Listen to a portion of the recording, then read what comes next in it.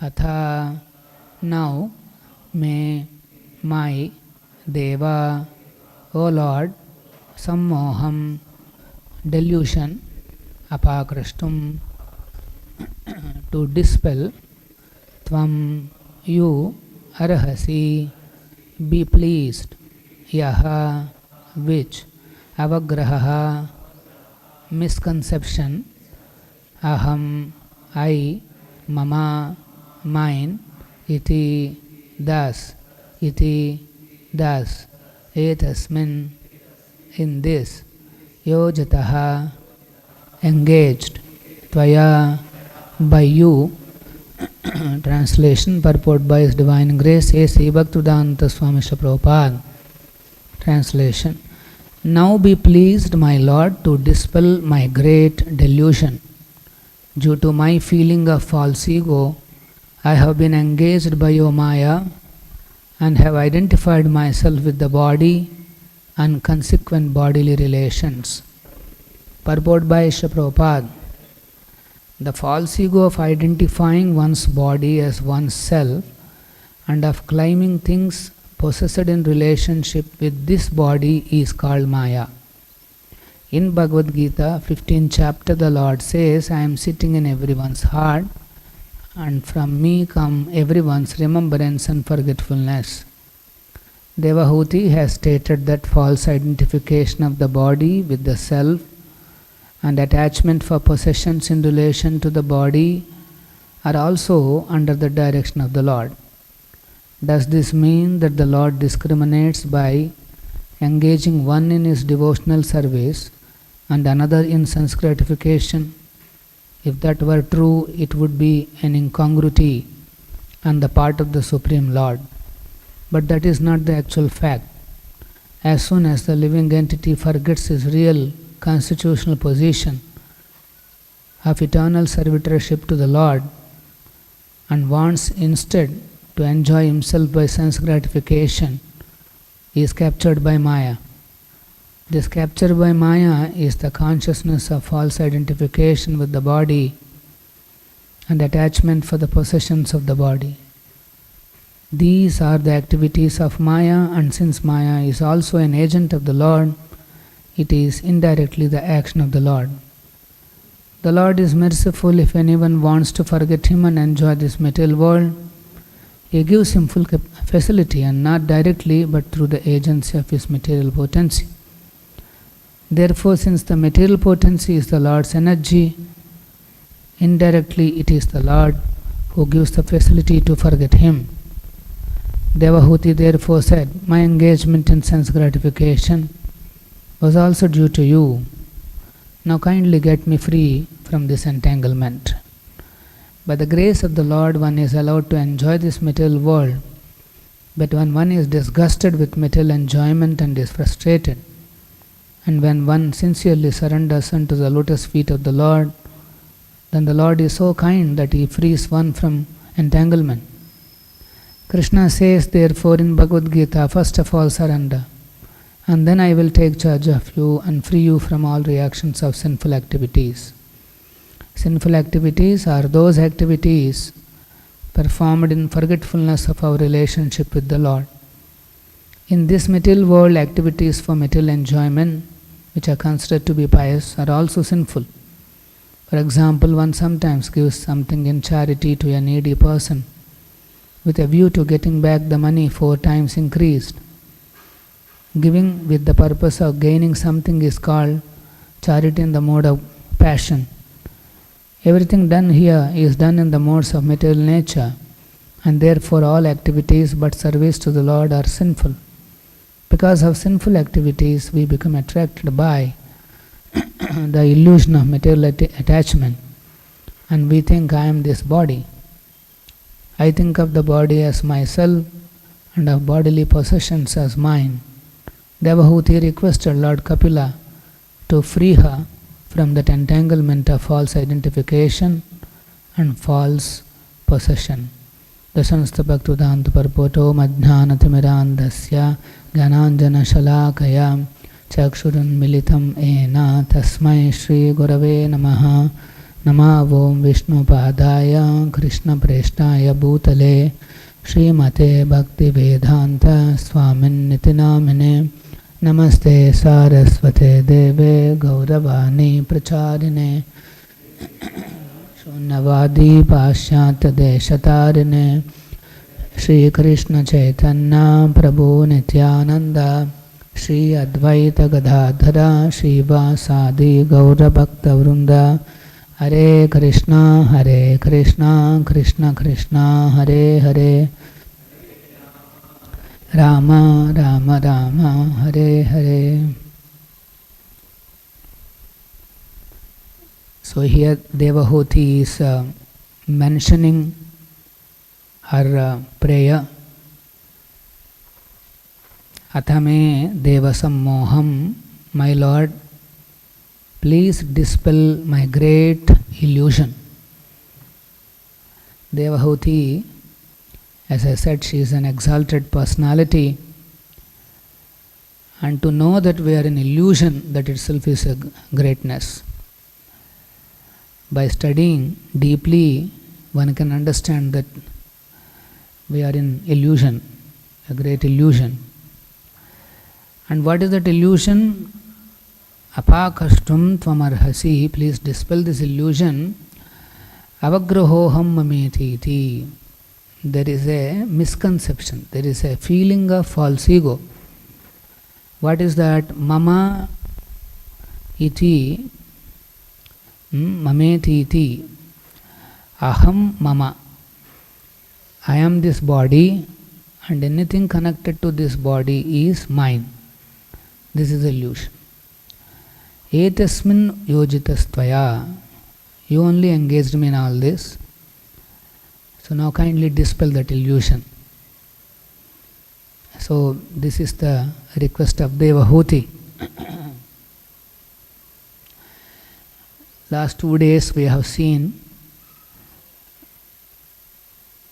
a serious escalation of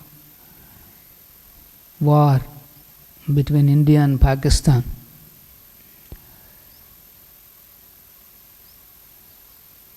I think about 3 weeks back, Pakistan sponsored terrorists. They killed some innocent tourists who came to Kashmir. Around 26 of them were killed by a terrorist attack.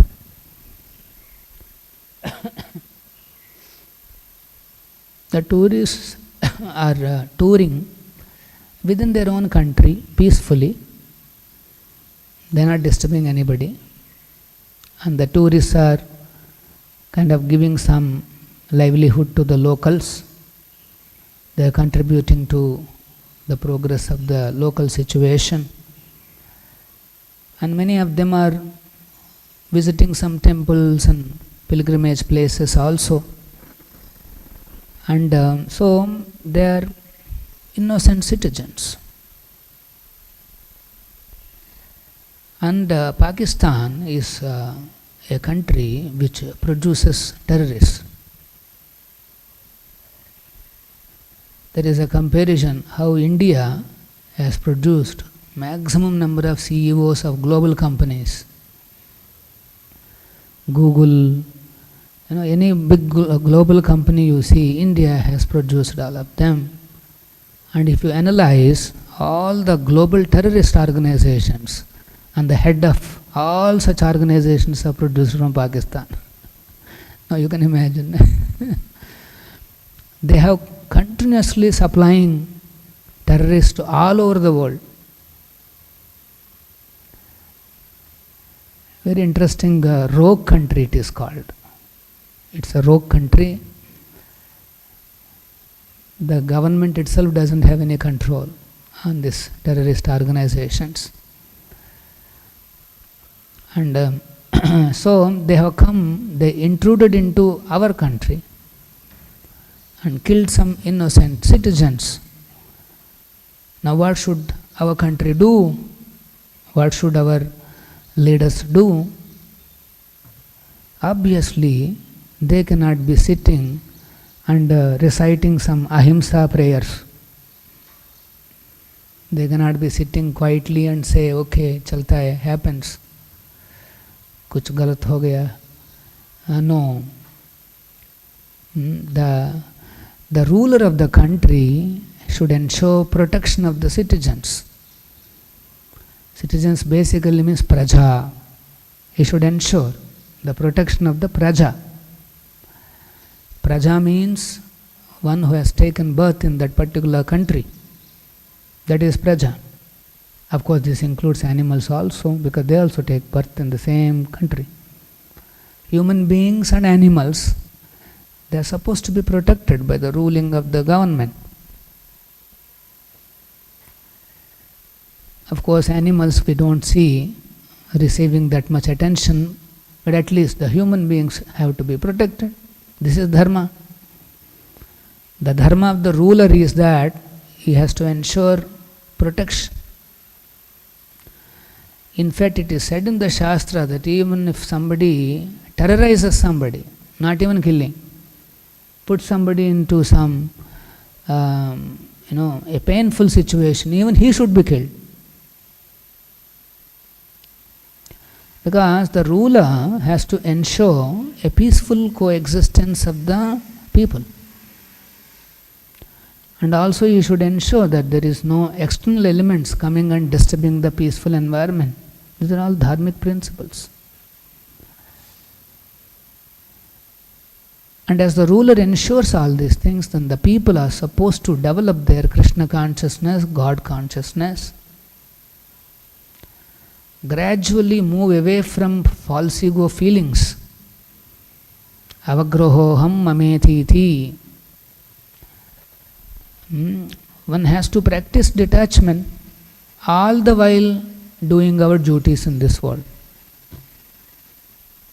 While doing our duties, still we have to develop detachment. But ultimately knowing that all these things come and go, but I am eternal personality, my life continues. I need to plan for my permanent life. So while doing the temporary duties, he develops attachment to Krishna, attachment to his eternal life. This is intelligence. This is what Bhagavad Gita and the Vedas encourage everybody, that yes, you have to do your temporary duties to protect the nation, to protect the community, to protect all these things one has to do. There is no escape, and that too some terrorists are coming and doing all kinds of things at their own will. So India has taken a right step. 7th early hours, they have conducted one operation Sindhur. Sindhur means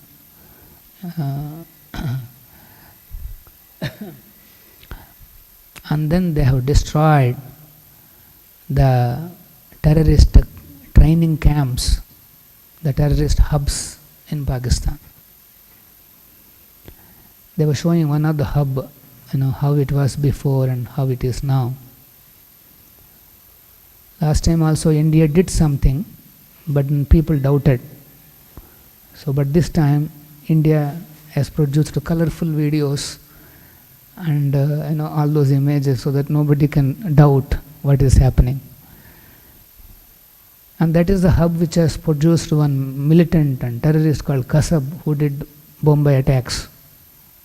And there is one more who did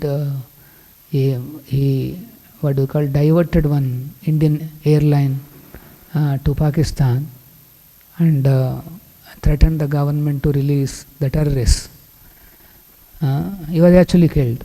So all these people are continuously produced by that institute for the last many decades, and we are not able to do anything. Suddenly they come, they kill some people, innocent people, and go away. Now what should we do? India tried all the means to influence the government, their local government, to destroy these terrorist camps.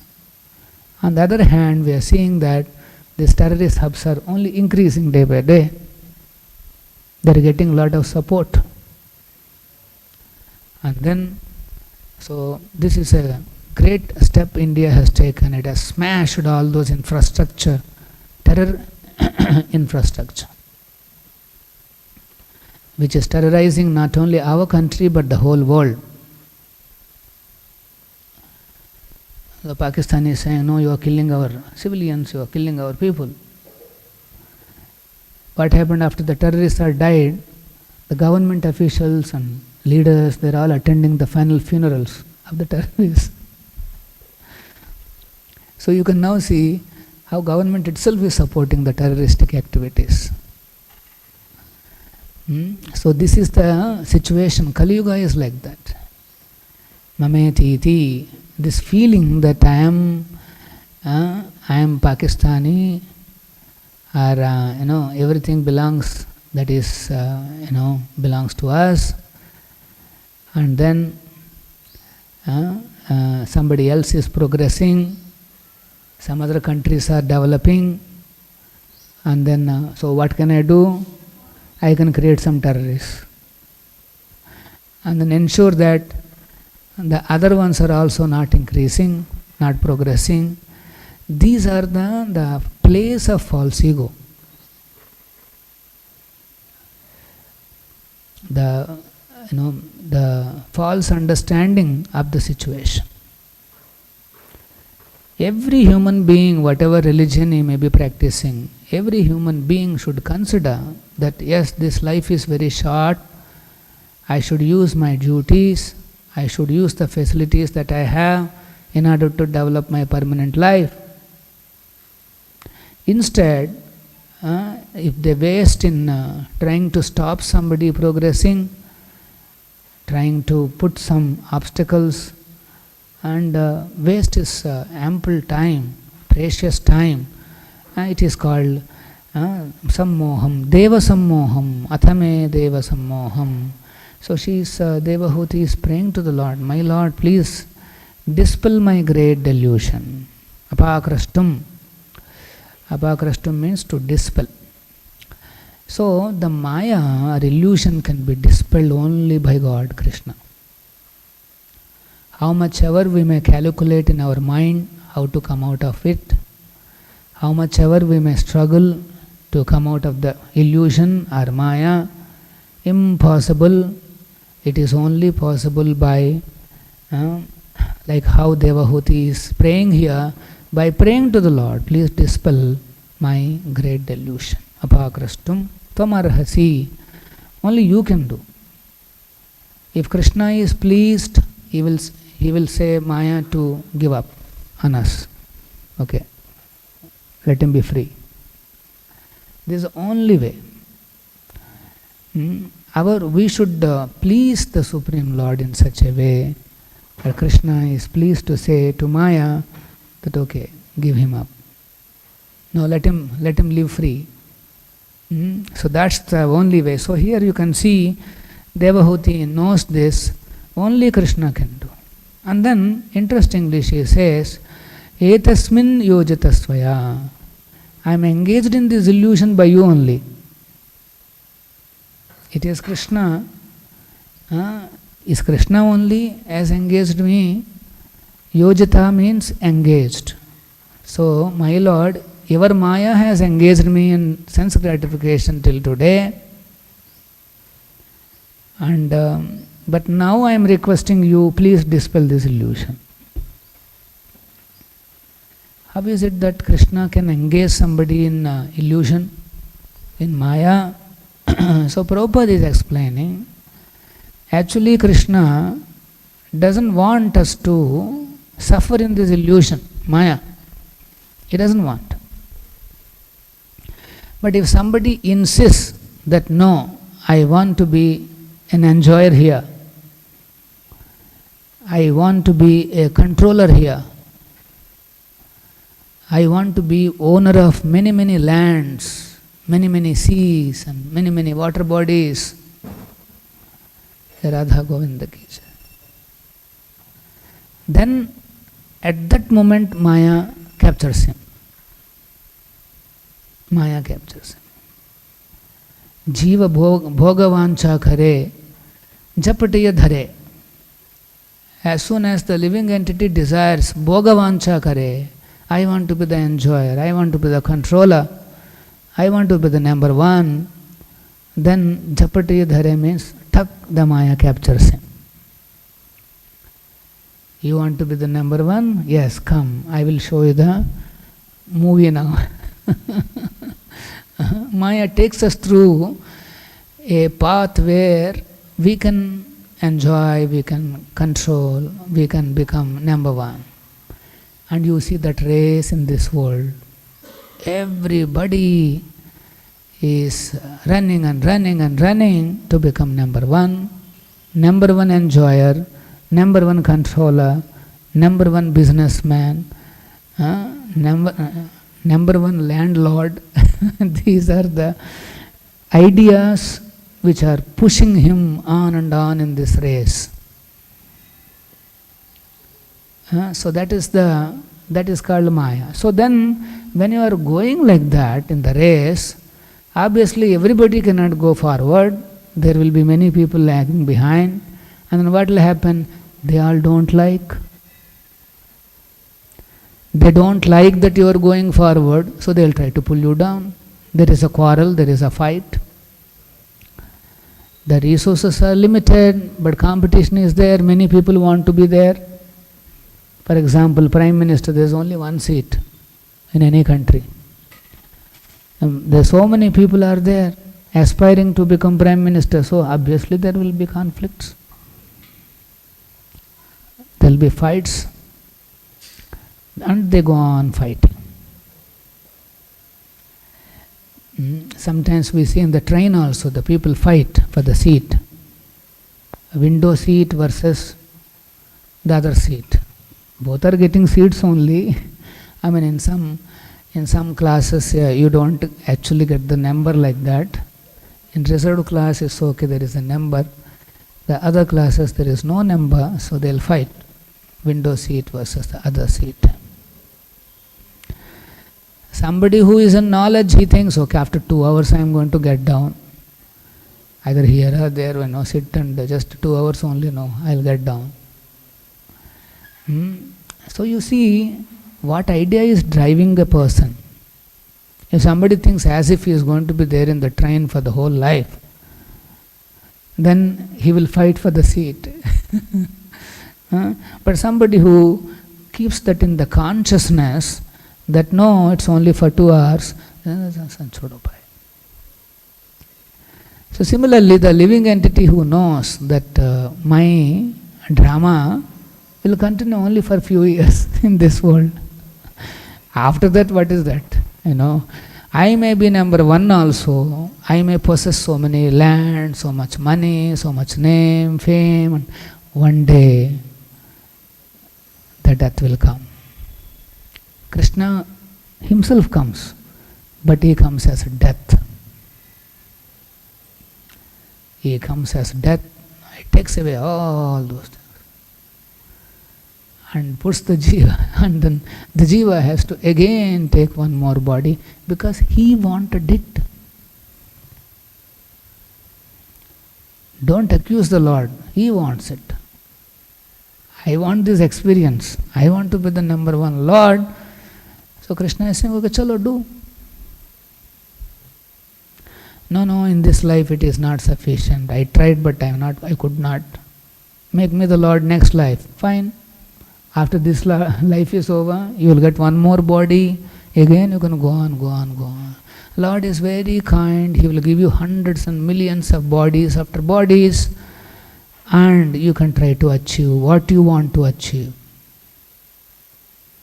Certainly He will give chance to everybody. So here that's why Prabhupada is explaining that Lord is not partial, is not discriminating that somebody has to suffer in false ego, or somebody is protected in devotional service. When somebody comes to devotional service, now his thinking changes. Now he is aspiring for permanent life. He knows Everything in this world belongs to Krishna, God. It's a very important consciousness that we have to cultivate. See, devotional service means it's a process of cultivation. Like in the farms you see, they cultivate, it's called rice cultivation, paddy cultivation, or mango cultivation, or whatever. You put that appropriate seed and then go on watering it so that the plants are growing and finally gives you the fruit. Similarly, devotional service also, we have to plant all the seeds of understanding. Krishna is the owner of all the riches. In this world, whatever is visible to us or invisible to us, it's all created by God and it belongs to Him. All money belongs to Him. This is the understanding. All money. Then, but I am earning and I am getting crores and crores of rupees. How is it that it all belongs to God? All money belongs to God, but then He decides to keep some amount with you, believing you that you will spend it for Krishna. The owner gives something and okay, keep it. You spend for me. In the bank, the cashier is there. He is getting crores and crores of rupees. He is counting whole day. Crores. Simply because he is counting crores, it doesn't mean cashier owns all those crores. At the end of 1 month, he may get some 30-40K. All those crores belongs to the bank only. Similarly, we may be counting in my bank, this much is there, that much is there, that much is there. That's all belongs to Krishna only. Then you may say, no, how much I can take?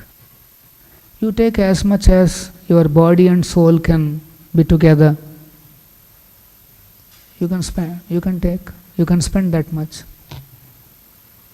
No, I want a formula. Okay, 50% you use it. 50% you give it to me. It is my money. It is my money. I have kept it under your custody. So now you give it to me. They say, no. Why? Avagraham mametiti.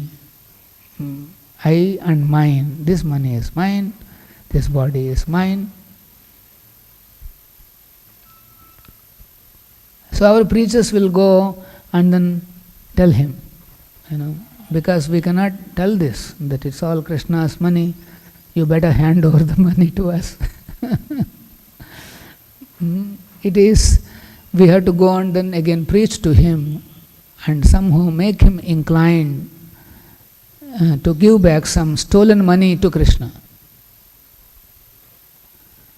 It is Krishna's money only, somehow you have to engage that money in Krishna's service. This is avagrahoham mameti. Actually, it's a very deep feeling, false ego, not easy. Thinking that I am not this body is a good beginning, but it is a very small beginning actually. The false egos are so deep. We have created innumerable false egos in our system, and they are so deep. I am male, I am female, I am black, I am white, I am thin, I am thick, I am this, I am that. And these are all very deep false egos. I am so-and-so caste, so-and-so place, so-and-so state, so-and-so language. It's a very deep feelings actually. Let us say you go to some foreign country and you come across somebody and then while talking you'll ask, where are you from? He'll say, I am from Andhra or Telangana. Immediately our face will be lit up. Oh, you are also from Andhra and Telugu vastunda? We immediately get down to our language, our place, and we feel very happy. Now you ask this question, why are you feeling happy? Why you are not feeling with talking to somebody else? Why you are feeling only? Because that false ego feeling is there, that same language and same state. This is called false. Very deep it is. Very, very deep. Our every action, every statement, talk, everything is influenced by this false ego. We are so deeply connected to this. So that's why not easy to come out of this. And Devahuti knows this, and then she is offering her prayers to Kapila. My Lord, only you can. Till now you have engaged me in your māyā. Now I am requesting you. Athame deva sammoham apakrashtum tvamarhasi. Please dispel this ignorance and delusion. Actually, this should be our prayers. Every day I am acting so much in illusion, my Lord. Despite surrendering to you, you can see so much of independence I have. So please engage me more and more in your service. Devotee's ambition should be to be engaged in Krishna's service, because that's the safest situation. Otherwise, we will be engaged in service of the false ego. You are not free. Either you can serve false ego, or you can serve Krishna. That is called real ego. Ego cannot be made zero, but then you can be serving Krishna. This is the situation. This is the only choice we have. So on a day-to-day basis, the devotees are praying to Krishna, please always engage me in our service. And if we are chanting 16 rounds, bead after bead we are praying to Krishna, please engage me in your service. Actually, that should be our feeling inside. When you are chanting, we should think, please, my Lord Krishna, Radharani, please engage me in your service. One more request. One more request. We are praying for service. I am embarrassed by service to Deva, māyā. Your māyā, I am very much embarrassed, very much frustrated with this illusory life. Please engage me in my real life. Real life means permanent life. Illusory life means temporary life. So devotee always seeks his permanent life, permanent happiness in the association of the Supreme Personality of Godhead, Krishna, Radha, Govinda. So that's why chanting is that, japa is that. Every bead, every mantra is praying to Krishna and his energy to engage us in his service, in their service, so that we can be freed from Maya's service. So as you go on appealing to the Lord more and more, like Devahuti is appealing, certainly Krishna will dispel the illusion that is harassing us. In ordinary, regular life also, that's why Vedic literature advises up to 50 years, okay, whatever illusory you have fought so much, at least after 50 start developing some detachment.